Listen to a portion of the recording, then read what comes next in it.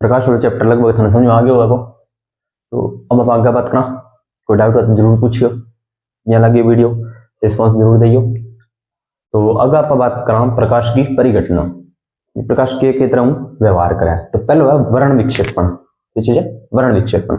वर्ण को मतलब हुआ रंग, विक्षेपण का मतलब होता है टूटना। वर्ण का मतलब होता है रंग और विक्षेपण का मतलब होता है टूटना। वर्ण का मतलब रंग, विक्षेपण का मतलब होता है टूटना। यानी कि श्वेत प्रकाश को जब प्रिज्म में से गुजारते हैं तब वह 7 रंगों में टूट जाता है। जब किसी श्वेत प्रकाश को प्रिज्म में से गुजारा जाता है तो वह 7 रंगों में टूट जाता है। ठीक है, ये प्रिज्म क्या होता है? प्रिज्म एक अपरेटस होता है कांच का बना हुआ, इस तरह से होता है। ये 3D स्ट्रक्चर होती है जो अपने इसमें नहीं बना सकते, बस कुछ इस प्रकार से होता है। अगर देखें ढंग से बनाने का तो कुछ इस प्रकार से अपने को वो दिखाई देता है। ठीक है, तो प्रिज्म में से अगर श्वेत प्रकाश को गुजारा जाता है ना तो वो 7 रंगों में टूट जाता है। तो इस प्रकार को परिघटना को क्या बोलते हैं? वर्ण विक्षेपण बोलते हैं। ठीक है, प्राप्त प्रकाश में यानी कि जो 7 रंगों वाला समूह है होता है उसे बोलते हैं वर्णक्रम या स्पेक्ट्रम। और ये वर्णक्रम होता है बेनियाह पिनाला के रूप में, बेनियाह पिनाला। ठीक है, तो आपको पता है वर्ण विक्षेपण, तो इसमें क्या होता है? जब एक प्रकाश की किरण एक माध्यम से दूसरे माध्यम में प्रवेश करती है तो अपने पथ से विचलित हो जाती है। यानी कि इस किरण को जाना तो कहां था? इधर जाना था, लेकिन यह अपने पथ को क्या कर देती है? विचलित कर देती है। और इस प्रकार से ये क्या करती है? सीधी हो जाती है। फिर वह फिर अपना माध्यम चेंज करती है। यहाँ पे कौन सा माध्यम हो जाता है? इसका विरल, और यहाँ पे इसका माध्यम होता है सघन।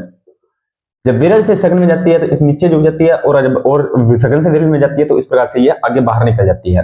तो इसका जो विक्षेपण होता है या झुकाव कोण होता है, अपवर्तन कोण होता है, वो बैंगनी रंग का ज्यादा होता है और लाल रंग का क्या होता है? कम होता है। यानी कि लाल रंग का कोण होता है बहुत कम होता है। इस वजह से रंगों का जो निर्धारण होता है, ठीक है, इसी वजह से लाल रंग क्या होता है? सीधी रेखा में गमन करता है। तो लाल रंग की चाल भी सबसे ज्यादा होती है, आवर्त काल भी सबसे ज्यादा होता है, और तरंग दैर्ध्य भी सबसे ज्यादा होती है। इस वजह से इसका प्रकीर्णन कम होता है लाल रंग का। और बैंगनी रंग की बात करें तो इसकी चाल कम होती है, आवर्तकाल भी कम होता है, और तरंग दैर्ध्य भी क्या होती है? इसकी कम होती है। किसकी? बैंगनी रंग की। इस परिघटना को बोला जाता है वर्ण विक्षेपण। ये आप वर्ण विक्षेपण की परिघटना के द्वारा ही इंद्रधनुष भी संपन्न होता है। यानी कि वर्ण विक्षेपण की परिघटना में इंद्रधनुष बनता है, तो उसमें भी वर्ण विक्षेपण का भूमिका होती है। बाकी अपने अलग अलग एग्जाम्पल के बारे में बात करेंगे। ठीक है, तो वर्ण विक्षेपण अभिक्रिया क्या होती है? जब श्वेत प्रकाश को एक प्रिज्म में से गुजारा जाता है तो वह 7 रंगों में टूट जाता है, और इस प्रकार से बना प्रकाश समूह का स्पेक्ट्रम क्या कहलाता है? स्पेक्ट्रम या वर्णक्रम कहलाता है। ठीक है, अपवर्तन क्या होता है उसके बारे में अब अगले अपने टॉपिक का उस पर बात करेंगे। इसका स्क्रीनशॉट लीजिए, फिर अपन देखते हैं इस परिघटना क्या कहलाती है। प्रकाश की ये दूसरी परिघटना है, इसको समझाया था। पहला बात आप वैज्ञानिक का नाम लिख लीजिए, वैज्ञानिक था उसका स्नेल। उसने समझाया था क्या?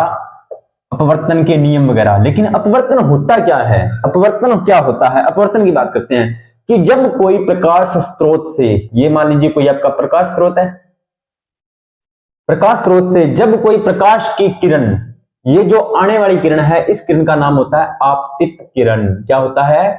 आपतित किरण। कौन सी किरण? आपतित किरण।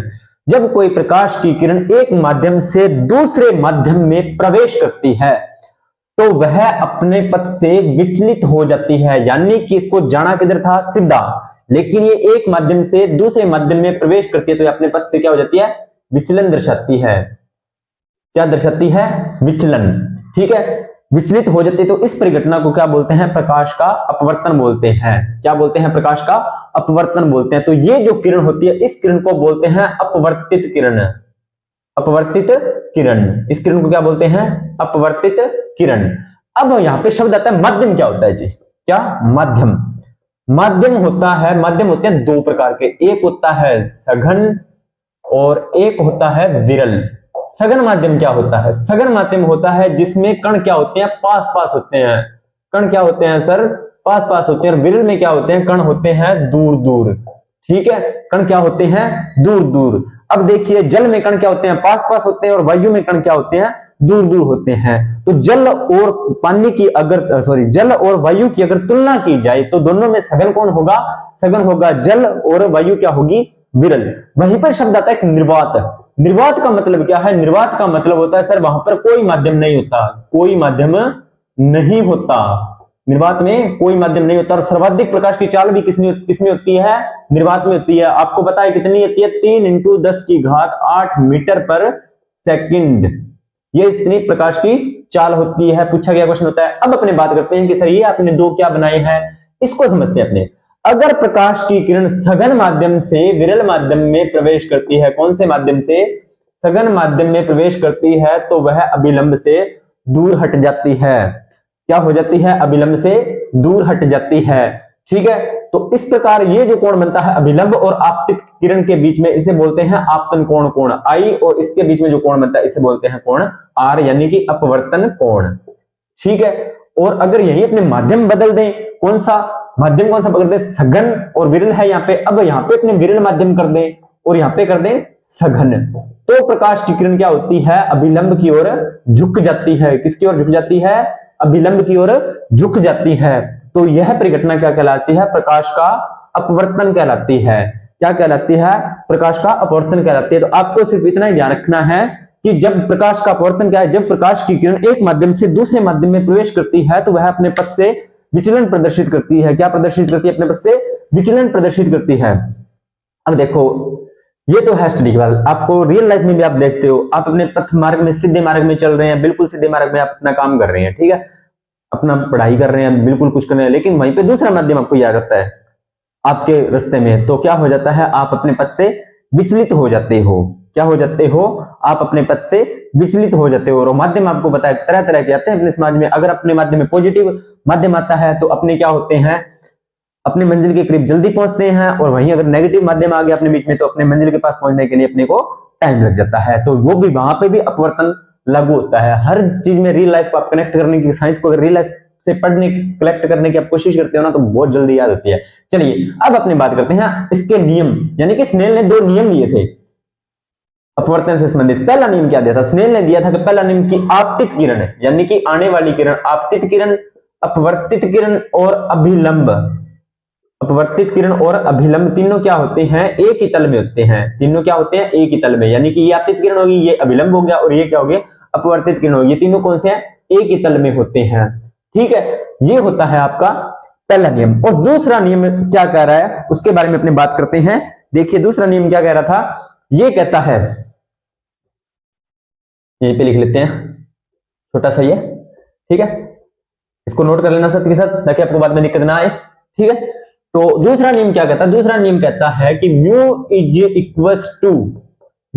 Equals to sine i upon में sine r, sine i upon में साइन आर, ये कहता है दूसरा नियम। अब बोलोगे सर ये क्या सिस्टम हो गया, म्यू होता है जी अपवर्तनांक गुणांक, किसका, क्या होता है म्यू, अपवर्तनांक, अपवर्तनांक गुणांक, किसका सर, माध्यम का, माध्यम का अपवर्तनांक गुणांक होता है साइन आई, यानी कि आपतन कोण की जया और अपवर्तन कोण की जया का जो अनुपात होता है वो होता है अपवर्तनांक गुणांक।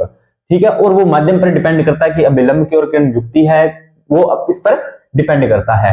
ठीक है, अब आपको मैं एक चीज बताता हूं, अपवर्तनांक गुणांक याद करने का सूत्र होता है म्यू इज इक्वल टू, अपने अपवर्तनांक गुणांक हर पदार्थ के अलग अलग होते हैं, हर माध्यम के अलग अलग होते हैं। अगर आप उसका अपवर्तनांक गुणांक याद करते हो तो उसके लिए एक सूत्र होता है निर्वात में प्रकाश की चाल, निर्वात में प्रकाश की चाल। ठीक है, और उसके बाद में माध्यम में प्रकाश की चाल, माध्यम में प्रकाश की चाल। सर ये क्या सुविधा है, कोई दिक्कत नहीं है, समझाएंगे, टेंशन लेने की जरूरत नहीं है। अब देखो सपोज कीजिए आपको बोल दे कि निर्वात का अपवर्तनांक कितना होता है, किसका, निर्वात का, तो आपको नहीं पता तो आप रट्टा मार लीजिए भी एक होता है। चलो सर प्रूफ करके बताइए, प्रूफ हो गया। निर्वात में प्रकाश की चाल कितनी होती है, 3 × 10 की घात 8, 3 × 10 की घात 8, दोनों को कैंसिल आउट कर दो तो आपका आंसर कितना आ गया, 1 आ गया। ठीक है, अब कांच के लिए देखते हैं, कांच के लिए कांच का अपवर्तनांक क्या होता है हमें नहीं पता, लेकिन हमें इसके लिए अगर कांच का अपवर्तनांक ज्ञात करना है, किसका, कांच का अगर हमें अपवर्तनांक ज्ञात करना है तो आपको क्या करना है, कांच, पहले तो निर्वात की चाल तो आपको पता है ये 3 × 10 की घात 8 मीटर पर सेकंड होती है। ठीक है, लेकिन अब वहां पे मध्यम, तो मध्यम अपने कांच का ज्ञात करना है तो कांच की प्रकाश में चाल कितनी होती है, 2 × 10 की घात 8 मीटर पर सेकंड की होती है। अब इसको कैंसिल आउट कर दो, कैसे, इसको 3/2 करोगे तो कितना आएगा, 1.5 आएगा। ठीक है, 1.5 आता है। ठीक है, तो ये आपका क्या हो जाएगा फिर 1.5 हो जाएगा कांच का अपवर्तनांक। आपको इतना झंझट नहीं करना, हम आपके साथ हैं, आप हमारे साथ जुड़े हो तो मैं आपको ये सारे के सारे डायरेक्ट अपवर्तनांक जो एग्जाम में ज्यादातर पूछे जाते हैं वो आपको लाइन टू लाइन में लिखवा दूंगा भाई, किसका अपवर्तनांक कितना होता है, और याद भी करवा दूंगा साथ के साथ इसी क्लास में। ठीक है, इसका स्क्रीनशॉट लीजिए, फिर अपने आगे बात करते हैं। माध्यम में प्रकाश की चाल, अभी अपनी किसकी बात की, अपवर्तनांक याद करने थे। मैंने क्या बोला था, आपने याद करेंगे, आपने स्क्रीनशॉट पहले वाली चीज टॉपिक का ले लिया होगा। अब अपने बात करते हैं इसके बारे में। देखिए माध्यम आपको पता चल गया, निर्वात माध्यम होता है, कोई माध्यम नहीं होता लेकिन उसके माध्यम की कैटेगरी में रखते हैं। कांच भी कोई माध्यम होता है, जल भी कोई माध्यम होता है, रॉक फॉस्फेट माध्यम होता है, तारपीन का तेल भी माध्यम होता है, और नॉयलैंड भी माध्यम होता है। यानी कि ये सारे माध्यम है, यानी कि इसमें कण होते हैं। अब इसमें प्रकाश की चाल देखते हैं। निर्वात में आपको पता है 3 × 10⁸ मीटर, उससे ज्यादा इसी में होती है। उसके बाद में कांच में देखते हैं तो कितनी होती है, 2 × 10⁸ मीटर। उसके बाद में जल में देखते हैं 2.25 × 10⁸ मीटर पर सेकंड स्क्वायर। उसके बाद में रॉक फॉस्फेट की देखते हैं तो 1.96 × 10⁸ 8। उसके बाद में देखते हैं तारपीन का तेल 2.04 × 10⁸ और इसके बाद में नायलॉन का। अगर आपको ये याद होती है तो बहुत अच्छी बात है, अगर नहीं होती तो कोई दिक्कत नहीं है। ठीक है, क्योंकि अगर ये पहले आपको इसको याद करो, फिर उसे आप कैलकुलेशन करो अपवर्तनांक ज्ञात करने के लिए, जो अपने पीछे मैंने आपको सूत्र बताया था। ठीक है, तो अगर आप याद करते हो दी बेस्ट है, अगर नहीं करते हो तो भी आपका काम चल जाता है। चलिए अब अपने अपवर्तनांक याद कर लेते हैं, डायरेक्ट टाइम बचा लेते हैं, थोड़ा सा अपवर्तनांक याद करते हैं। निर्वात का पता यही कि होता है, ये तो सीधा सीधा याद हो गया। ठीक है, अब जल, जल का कैसे याद करोगे, जल, किसका, जल। अब आपको जल में ये ल दिखाई दे रहा होगा, जल में कितने अक्षर हैं, 2, जल। यहां पे 3 कितनी बार आपको दिख रहा है, 2। चलो भाई, ये भी 3 की तरह दिख रहा है, ये भी 3 की तरह दिख रहा है, ये इसमें 2 अक्षर है, इसमें 3 कितने, 2। कांच, कांच 5, कांच 5। हीरा, वो सॉन्ग आया था का डायमंड दी झांझर पा दांगे। ठीक है, डायमंड, हीरा। तो सीधी सी बात है, आपको ध्यान है, आप 24 साल के होगे, नौकरी वगैरह लगोगे, फिर ये कोई सिस्टम बनेगा, अदरवाइज तो मुश्किल है। ठीक है, तो 24। और वैसे अगर देखा जाए, अगर आप याद करते हो, हीरा क्या होता है, आभूषण। जैसे सोना होता है, सोना कितने 24 कैरेट का होता है, उस हिसाब से आप भी इसको याद कर सकते हो। वायु, वायु ये आपको वह दिख रहा होगा ना, यहाँ पे भी 0 है, यहाँ पे भी 0 है, और ये भी छोटे छोटे 2 0 है। बस इस तरह से याद करो। देखो याद करने की ट्रिक है, अल्कोहल 1.35, यानी कि 1.35 अल्कोहल, पता ही है, सभी जानते हो। अल्कोहल पीने के बाद बंदा 3-5 करने लग जाता है ना, 3-5। कैरोसिन, कैरोसिन वैसे होता है, मिट्टी का तेल होता है, आपको पता ही है। 1.43 143, और 143 को आप बहुत अच्छे तरीके से जानते हो, मुझे बताने की जरूरत नहीं है। ठीक है, कैरोसिन, इसको कैसे याद करोगे, कैरो का मतलब होता है कैरी करना, किसी को साथ, सिर्फ याद करने के लिए बता रहा हूँ, ऐसा कुछ नहीं यार, रियल लाइफ में कनेक्ट मत करना। वैसे आप भी सर आप ये बता रहे हो, ये बता रहे हो, सिर्फ आपको याद करवाने के लिए बता रहा हूँ। ठीक है, कैरो का कैरी, कैरी का मतलब साथ, सीन। इस प्रकार से आपको अपवर्तनांक होगी। किसका, निर्वात का 1 होता है, जल का 1.33 होता है, कांच का 1.5 होता है, हीरे का 2.4 होता है, वायु का 1.008 होता है, अल्कोहल का 1.35 होता है, और कैरोसिन का 1.43 होता है। यहां से आपको क्वेश्चन 101% मिल जाएगा, इन दोनों में से एक क्वेश्चन मिलेगा ही मिलेगा। ठीक है, अपवर्तनांक आपके हो गए याद। इसका स्क्रीनशॉट लीजिए, फिर अपने बात करते हैं प्रकाश की परिघटनाएं जो अपवर्तन से संबंधित हैं, उनकी क्या क्या परिघटनाएं हो सकती हैं, वहां से भी एक आधा क्वेश्चन बनता है। तो आप इसको स्क्रीनशॉट लीजिए, फिर अपने आगे बात करते हैं। अब अपने बात करते हैं प्रकाश की परिघटनाएं, अपवर्तन पढ़ लिया है, अब उस अपवर्तन के एग्जांपल। पहला एग्जांपल क्या है, तारों का टिमटिमाना। देखो वास्तव में तारे टिमटिमाते नहीं हैं, सिर्फ वो प्रकाश उत्पन्न करते हैं, वो भी सूर्य के प्रकाश की उपस्थिति में, वो अपवर्तन में पड़ेंगे। ठीक है, लेकिन अभी आपको तारे टिमटिमाते हुए क्यों दिखाई देते हैं, उसके बारे में बात करते हैं। देखो ध्यान से समझना, तारे वास्तव में मान लीजिए गोल होते हैं, और हमें वो कैसे दिखाई देते हैं, कुछ इस प्रकार से ना। अब आपको सिर्फ एक चीज समझाने की कोशिश करता हूं। मान लीजिए ये है हमारी अर्थ, और हम बैठे हैं यहाँ पे, सतह पे रहते हैं। लेकिन आपको एक बात पता होगी कि अर्थ और वायुमंडल में हजारों परतें होती हैं, बहुत सी परतें होती हैं, जो हमें आधी परतों के बारे में जानते हैं, आधी नहीं जानते, इस प्रकार से परतें होंगी। ठीक है, वायुमंडलीय परतें, शोभमंडल, तापमान वगैरह वगैरह जो भी करते हैं। तो ये जैसे प्रकाश की किरण इस सूर्य के अपने पूरे, इसकी प्रकाश की किरण आएगी।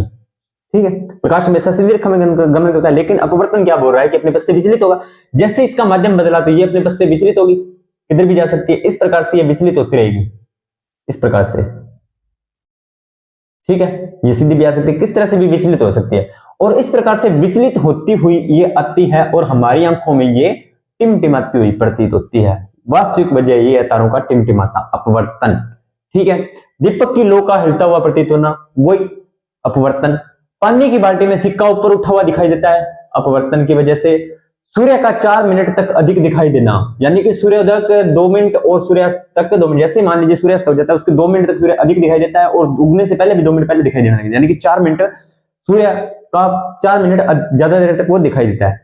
स्वच्छ जलीय स्रोत है, यानी कि तालाब, दिग्गी, जो भी जहां पर स्वच्छ जलीय स्रोत है, जहां पे पानी में कोई गंदगी नहीं है, वहां उसकी जो गहराई होती है ना वो हमें कम दिखाई देती है। नोटिस कर लेना, आपको गहराई ऐसे लगेगा पानी तो जमा नीचे ही है, ज्यादा नीचे को नहीं, आपने तो आराम में बाल्टी भर लेगा कर जा, लेकिन वास्तविक गहराई से वो क्या कम होती है, यानी कि आपको ऐसे लगेगा ये थोड़े डूंगा है, लेकिन वास्तव में बहुत ज्यादा गहरा होता है वो। ये बात भी आपको ध्यान में रखनी है। तारों की ऊंचाई से ज्यादा उसकी ऊंचाई प्रतीत भी है, जैसे इसका उल्टा हो जाएगा अपवर्तन की वजह से। ठीक है, कैसे कि जैसे ही आप ऊपर देखोगे तारे आपको दूर दिखाई देते हैं, लेकिन वास्तव में वो वास्तविक ऊंचाई से ज्यादा दूर हमें प्रतीत होते हैं, लेकिन उनकी वास्तविक हाइट कम होती है, लेकिन वो अपने को ज्यादा दूर तक दिखाई देते हैं। क्यों? अपवर्तन के कारण। पानी की बाल्टी में पेंसिल का मुड़ा हुआ दिखाना, आप क्या करना, पानी की बाल्टी भर लेना, उसमें पेंसिल डुबो के देखना, वो आपको मुड़ी हुई प्रतीत होगी, किसके? अपवर्तन के कारण। इस प्रकार बहुत से एग्जाम्पल आप अपने क्वेश्चन में भी अगर कोई हुए तो अपने और अध्ययन करेंगे। यहां पर अपना अपवर्तन का टॉपिक कंप्लीट होता है। ये तारों का टिमटिमाना ना 10th क्लास की बुक में भी दिया हुआ है। ठीक है, 10th क्लास वालों के लिए भी बहुत इंपॉर्टेंट है। ये तारे क्यों टिमटिमाते हैं? अपवर्तन के कारण टिमटिमाते हैं, इस वजह से टिमटिमाते हैं। ठीक है, तो आप इसको थोड़ा ध्यान में रख लेना। अब अपने बात करते हैं अगली प्रकाश की परिघटना, परावर्तन। इसका स्क्रीनशॉट लीजिए। अब इसके बाद में नेक्स्ट आगे बात करते हैं परावर्तन। परावर्तन क्या होता है? जब प्रकाश की किरण एक माध्यम से दूसरे माध्यम में, कौन से? एक माध्यम से दूसरे माध्यम से टकराकर पुनः उसी माध्यम में लौट जाती है तो उसे प्रकाश का परावर्तन कहते हैं। क्या होता है? एक माध्यम से टकराकर दूसरे माध्यम में पुनः उसी माध्यम में लौट जाती है। एक माध्यम से आई, दूसरे माध्यम पर टकराती है और पुनः उसी माध्यम में लौट जाती है, तो वो क्या कहलाता है? प्रकाश का परावर्तन। इससे संबंधित जो वैज्ञानिक थे उनका नाम था स्ट्रोक। स्ट्रोक नामक वैज्ञानिक थे जिन्होंने प्रकाश के परावर्तन को समझाया था, और इससे संबंधित उन्होंने 2 नियम दिए थे। पहला नियम तो वही है, अपवर्तन के समान आपतित किरण, अपवर्तित किरण व अभिलंब तीनों एक ही तल में होते हैं। और दूसरा होता है कोण I = कोण R, यानी कि ये जो आपतित किरण है और ये माध्यम हो गया, ये अभिलंब हो गया, आपतित किरण आने वाली और परावर्तित के परावर्तित हो गई, ये दोनों कोण I और कोण R दोनों का मान क्या होता है? बराबर होता है। इसकी बिल्कुल ही छोटी सी बात है, ये बहुत आसान है परावर्तन का नियम। और हमें जो वस्तुएं दिखाई देती है ना वो इसी वजह से दिखाई देती है। वस्तुओं का दिखाई देना, वस्तुओं का दिखाई देना, ये इसी वजह से हमें दिखाई देती है। ठीक है, उसके बारे में हम आगे बात करते हैं। इसका अभी आप स्क्रीनशॉट लीजिए। देखिए एक बार फिर मैं आपको रिपीट करवा देता हूं। जब प्रकाश की किरण एक माध्यम से दूसरे माध्यम में एक माध्यम से दूसरे माध्यम से टकराकर पुनः उसी माध्यम में लौट जाती है तो उसे प्रकाश का परावर्तन कहते हैं। इसको समझाया था स्ट्रोक नामक वैज्ञानिक ने। इसने दिए थे 2 नियम, आपतित किरण, अपवर्तित किरण, परावर्तित किरण आना था यहाँ पे। परावर्तित किरण और अभिलंब तीनों क्या होते हैं? एक ही तल में होते हैं। दूसरा नियम क्या होता है कि आपतन कोण का मान और परावर्तन कोण का मान हमेशा बराबर होता है, यानी कि आने वाली किरण अगर 30 डिग्री कोण पर आ रही है तो जाने वाली किरण भी 30 डिग्री कोण पर ही जाएगी, यानी कि अभिलंब के साथ ये कोण 30 डिग्री का ही बनाती है तो इसके साथ भी ये 30 डिग्री का ही कोण बनाएगी।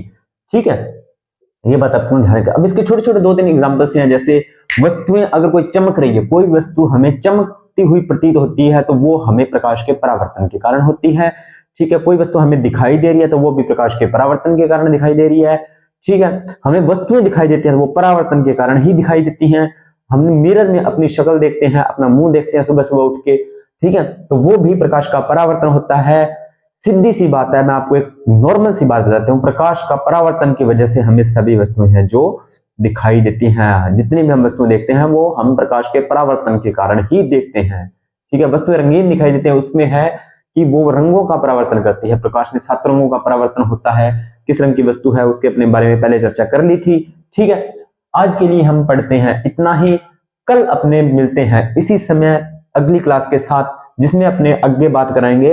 अगली परिघटना है प्रकाश का पूर्ण आंतरिक परावर्तन, TIR, टोटल इंटरनल रिफ्लेक्शन।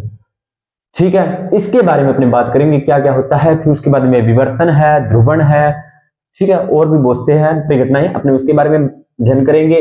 ठीक है, वैसे प्रकाश के अपने इतनी 4-5 बातें हैं, यानी कि नेक्स्ट क्लास में अपने प्रकाश चैप्टर को अपने कंप्लीट कर लेंगे। फिर सूर्य के बारे में एक छोटा सा अपने 2-3 बातें हैं वो पढ़ लेंगे, यानी कि 2 क्लासेस और होंगी, आप अपने प्रकाश चैप्टर को अपने कंप्लीटली पढ़ लेंगे। ठीक है, दर्पण और लेंस उसके अपने अलग से पढ़ेंगे, दर्पण और लेंस को अलग से चैप्टर लेकर उसको पढ़ेंगे। ठीक है, देखेंगे अपने सिलेबस में है, क्योंकि जेल पढ़ाई के सिलेबस में भी दर्पण और लेंस नहीं है, सिर्फ प्रकाश का परावर्तन है, तो उसके बारे में अपने डिस्कस कर लिया है। तो दर्पण और लेंस को अभी अपने नहीं है तो इसको नहीं पढ़ेंगे, इसको जब आगे और सिलेबस में होगा उसमें पढ़ेंगे। ठीक है, और इसके बाद में अगला जो अपना टॉपिक रहेगा वो रहेगा मानव रोग का। इसके बाद में मानव रोग के टॉपिक पर अपने पूरा डिस्कस करेंगे। ठीक है, तो आप इस वीडियो को लाइक कीजिए, कमेंट कीजिए, शेयर कीजिए, अपने दोस्तों के साथ हमारे चैनल को सब्सक्राइब कीजिए। ठीक है, ज्यादा से ज्यादा लोगों को इसके साथ जोड़िए ताकि सभी लोगों को लाभ मिल सके। आप सिर्फ एक लाइक कमेंट ही तो करना है, सारा का सारा मैटर आपको करवाया हुआ मिल रहा है। ठीक है, आप सपोर्ट करोगे तो आपके लिए हैंडराइटिंग नोट्स भी प्रोवाइड करवाए जाएंगे। टेलीग्राम चैनल बनाने का सोचा जा रहा है अभी, तो अपने टेलीग्राम चैनल बनाकर उस पर भी आपको नोट्स प्रोवाइड करवाए जाएंगे फ्री ऑफ कॉस्ट, कुछ नहीं है, बिल्कुल ऐसा सपोर्ट करते रहिए इस चैनल को।